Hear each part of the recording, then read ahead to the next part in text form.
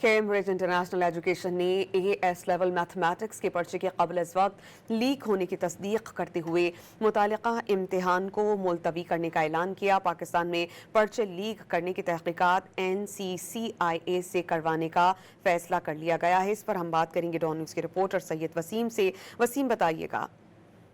जी बिल्कुल, Cambridge international education ने AS level mathematics के पर्चे को क़ब्ल वक्त लीक होने की तस्दीक कर दी है।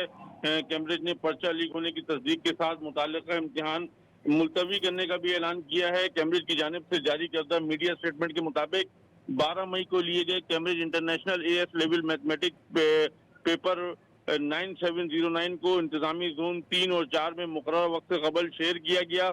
ये अमल इदारे के इम्तिहानी जवाबित की खिलाफ वर्जी जो है वो करार दिया गया है कंट्री हेड उस्मा यूसुफ की जानिब से। इसी के साथ साथ जो है वो कैम्ब्रिज ने ये भी ऐलान किया है कि पाकिस्तान में 15 मई को होने वाला AS लेवल मैथमेटिक्स पेपर 2 एहतियाती तदाबीर के तौर पर मुलतवी किया गया है। इदारे के मुताबिक नए पर्चे की तारीख का ऐलान जो है वो 22 मई तक कर दिया जाएगा। कंट्री हेड उस्मा यूसुफ ने ये भी बताया है कि इदारे की अव्वलीन तरजीह जी, ये यकीनी बनाना है कि इससे तलबा मुतासिर ना हो और इसी के साथ साथ जो है वो पाकिस्तान में विफाकी